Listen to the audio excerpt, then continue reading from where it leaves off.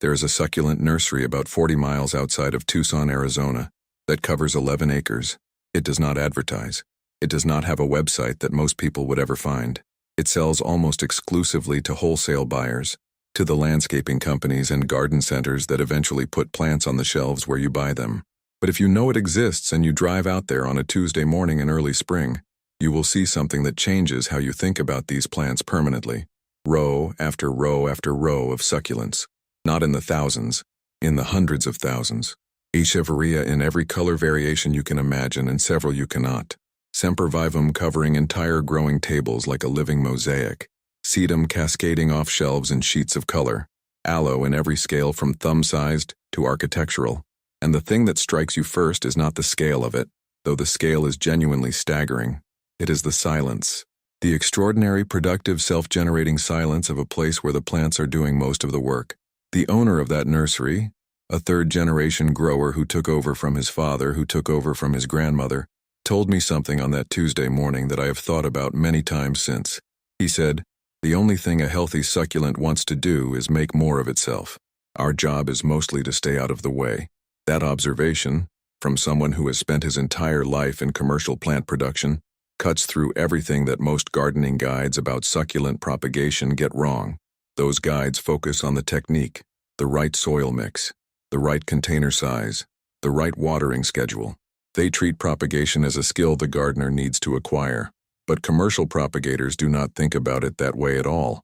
They think about it as a biological process that they are creating conditions for. The distinction sounds subtle. In practice, it changes everything about how you approach the plants. That sentence is the entire philosophy behind commercial succulent propagation.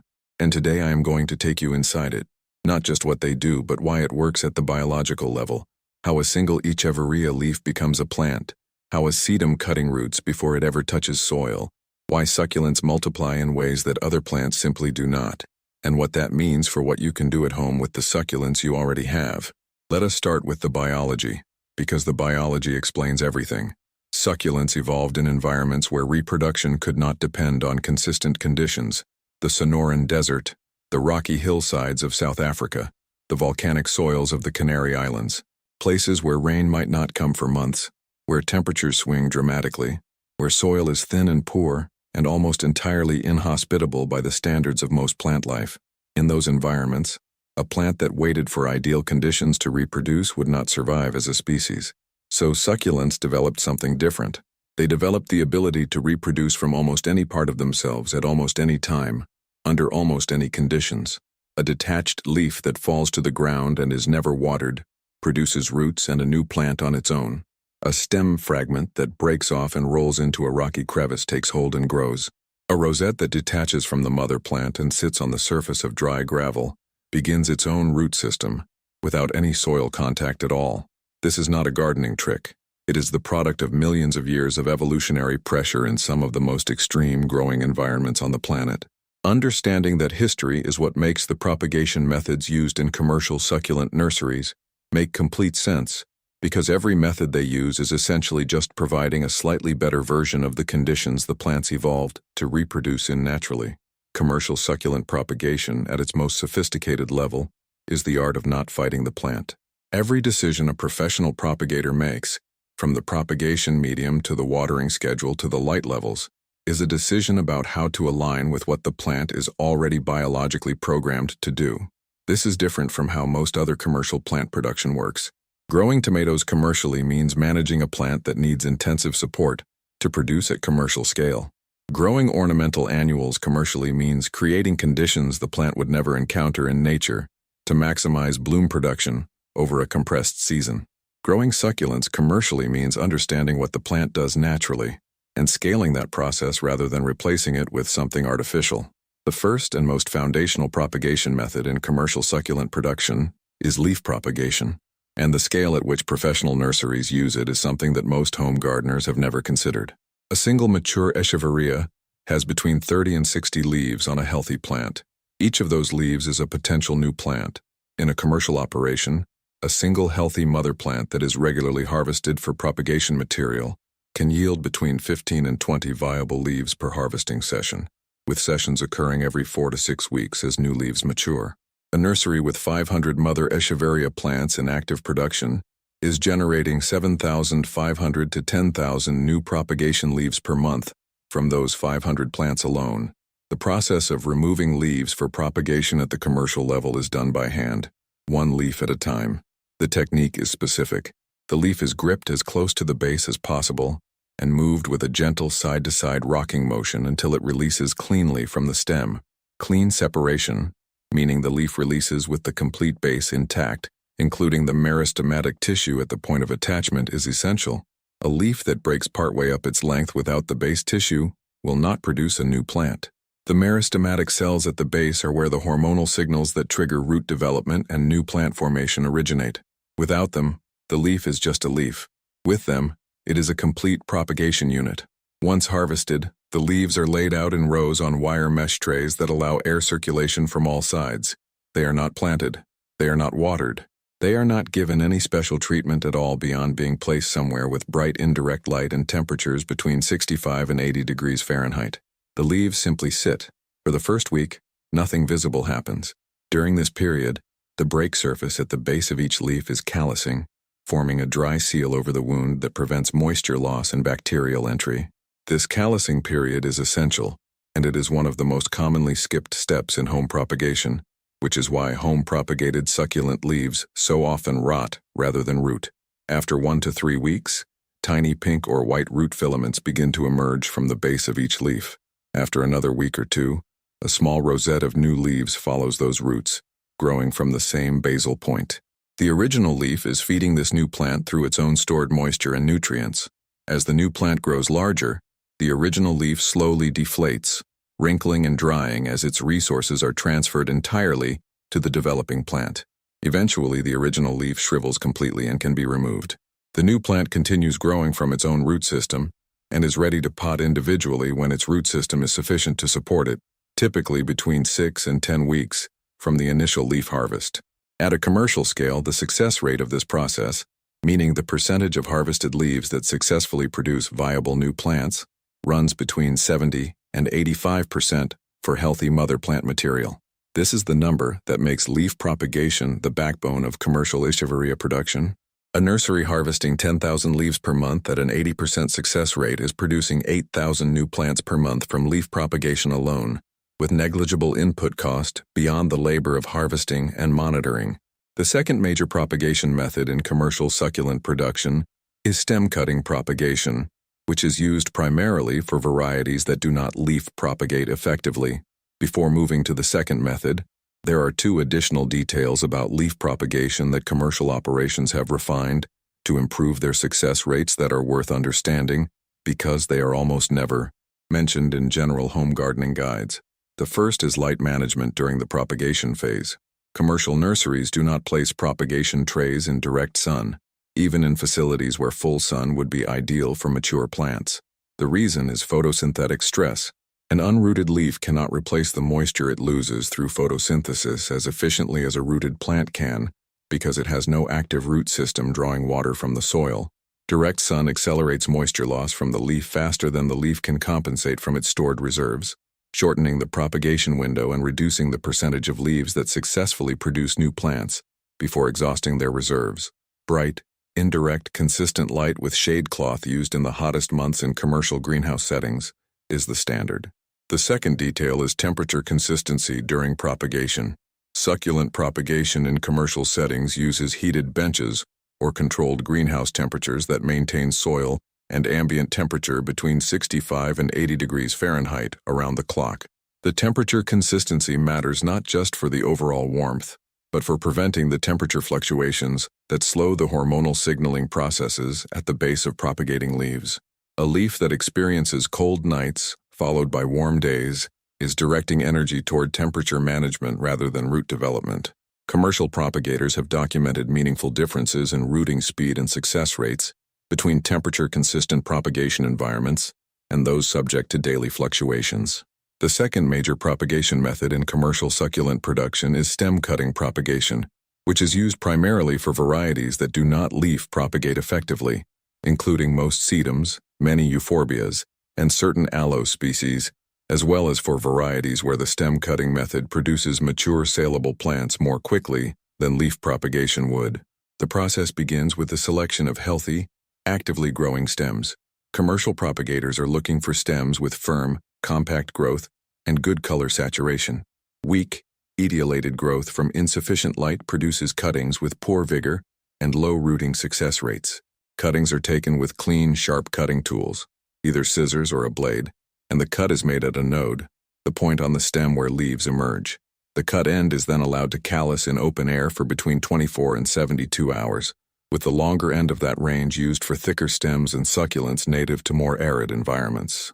After callusing, the cutting is placed in a propagation medium, which in commercial operations is typically a very fast-draining mix of 50% perlite and 50% coarse sand, sometimes with a small amount of cocoa coir added for moisture retention. The cutting is not pushed deep into the medium. It sits with just the bottom inch or two in contact with the propagation substrate. No overhead watering is applied for the first 2 weeks.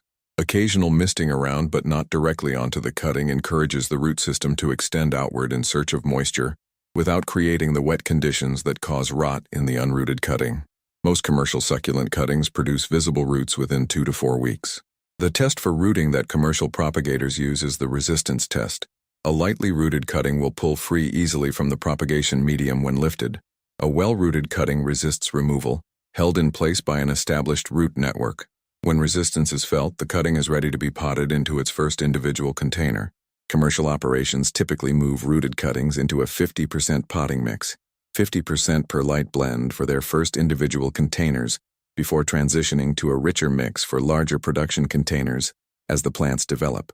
The third propagation method, one that succulents perform so efficiently that commercial nurseries have essentially industrialized a natural biological process, is offset propagation. One aspect of stem cutting propagation that professional operations spend significant attention on is the management of what they call the mother block, which is the collection of mature plants from which cutting material is continuously harvested. A well-managed mother block in commercial succulent production is maintained not for sale, but exclusively for propagation. The plants in the mother block are pruned regularly to encourage branching, which increases the number of cuttings each plant produces per harvest cycle. They are fed slightly more nitrogen than production plants, because stem growth rather than flowering or color saturation is the desired outcome, and they are replaced entirely every 2 to 3 years, because older mother plants gradually decline in the vigor of their vegetative growth and produce cuttings with lower rooting rates than younger, more vigorous material. The economics of the mother block are worth understanding, because they reveal something important about how commercial succulent production works. A single healthy sedum mother plant maintained correctly might yield 30 to 50 usable cuttings per harvest cycle, with 3 to 4 cycles per growing season. Over its active production life of 2 to 3 years, that single plant might generate between 200 and 600 cuttings that become individual saleable plants. The investment in maintaining the mother block is the foundation of the entire production operation, not the cutting propagation itself. The third propagation method, one that succulents perform so efficiently that commercial nurseries have essentially industrialized a natural biological process, is offset propagation.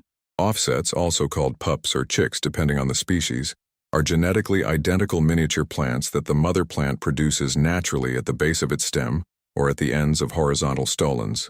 Every agave, every aloe, every sempervivum and many echeveria varieties produce offsets as a standard biological function, and commercial nurseries leverage this process at a scale that is genuinely remarkable to observe. In a commercial operation, the management of offset production begins with the selection of high-output mother plants and continues with the systematic removal of offsets at the optimal size for independent viability. An offset that is removed too early, before it has developed a sufficient independent root system, has a lower survival rate and requires more intensive care to establish. An offset left too long on the mother plant begins competing with the mother for resources, reducing the growth rate of both. Commercial propagators have developed a feel for the precise moment of optimal offset removal that is learned through experience rather than taught through a formula, though the general guideline is that an offset should be at least 1/3 to 1/2 the size of the mother plant and show at least a rudimentary independent root system before removal. Once removed, offsets are treated similarly to stem cuttings. The attachment wound is allowed to callus. The offset is placed in propagation medium without overhead watering until roots are established. The difference between offset propagation and cutting propagation is primarily in the rooting speed. Offsets, particularly those removed with some of their own root system intact, often establish in propagation medium in as little as 1 to 2 weeks, compared to the 2 to 4 weeks typical for stem cuttings and the 6 to 10 weeks required for leaf propagation. Beyond these three primary propagation methods, commercial succulent nurseries employ several secondary techniques. The economics of offset propagation, when the math is fully considered, reveals something remarkable about why commercial succulent nurseries can produce plants at the price points they do. Consider a single healthy agave in active offset production. An agave that produces 10 offsets per year, removed and potted individually, becomes 11 plants at the end of year 1.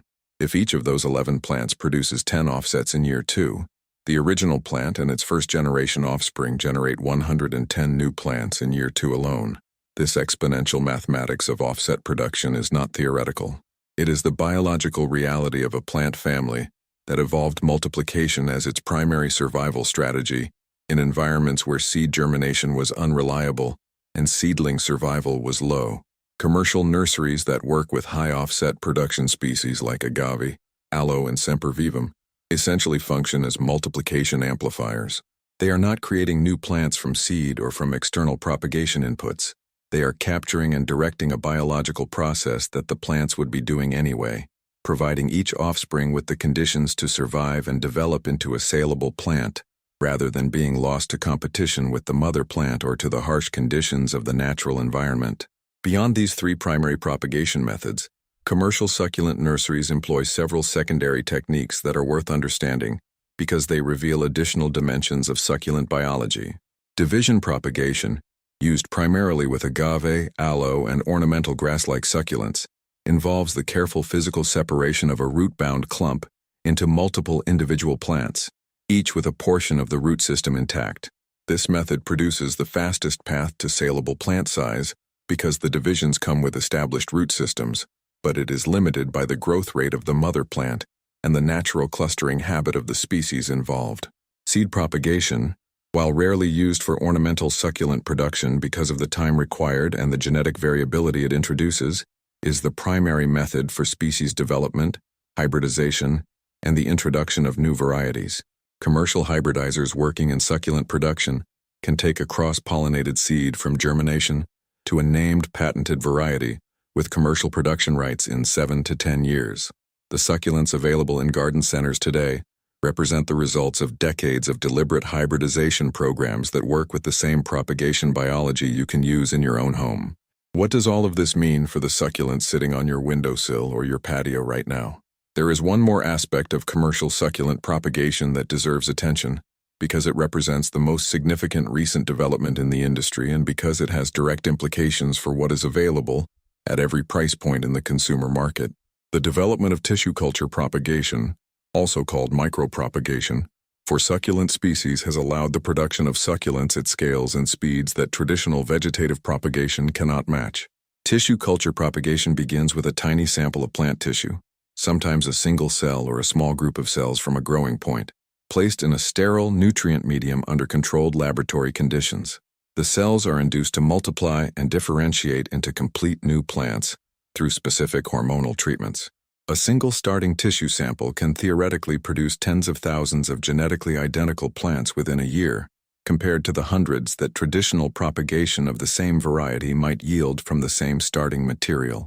This technology is now widely used for the large-scale production of the most popular succulent varieties, particularly the compact-colored Echeveria types that fill the displays at major retail garden centers and big-box stores. For home growers, understanding that tissue culture plants exist in the market matters primarily because tissue culture-produced plants sometimes exhibit a transitional period after purchase, during which their growth habit temporarily reverts to something different from the compact colored form that attracted the buyer in the first place. This is not a defect. It is the plant adjusting from the artificial hormonal environment of the tissue culture laboratory to the natural growth conditions of your home. A tissue culture Echeveria that loses its tight compact form and vivid color intensity in the first few months after purchase is not dying. It is normalizing. Given 6 to 12 months in appropriate conditions with adequate light, It will develop its characteristic form naturally. What does all of this mean for the succulents sitting on your windowsill or your patio right now? It means that every healthy, mature succulent you own is a propagation engine. The echeveria that has been sitting in the same spot for 2 years has leaves that are ready to become new plants. The sedum that is starting to get leggy and overgrown has cutting material that will root in 3 weeks. The sempervivum in the corner pot has probably already produced 3 or 4 offsets that are waiting to be separated and given their own space. The most important thing the commercial nursery world has learned about succulent propagation is also the most counterintuitive thing for new growers to accept. The plant does almost all of the work. Your job is primarily to create the conditions where that work can happen without interference. Bright indirect light, warm temperatures, excellent drainage, minimal water during the propagation phase, and patience. Enough patience to let the biology proceed at its own pace, rather than trying to accelerate it with interventions that the plant does not need, and that more often than not create problems rather than solving them. The succulent on your windowsill right now is capable of producing 20, 30, 50 new plants over the course of a single growing season if you harvest its propagation material systematically and give each piece the conditions it needs. That is not a gardening promise. That is the documented reality of a biology that evolved specifically to turn one plant into many, under conditions far harsher than anything in your home. Drop a comment telling me which propagation method you have tried and what succulent species you are working with. I read every comment. Give this a thumbs up if the biology behind commercial propagation changed how you think about the succulents you already own, and subscribe for practical, science-informed plant content every single week.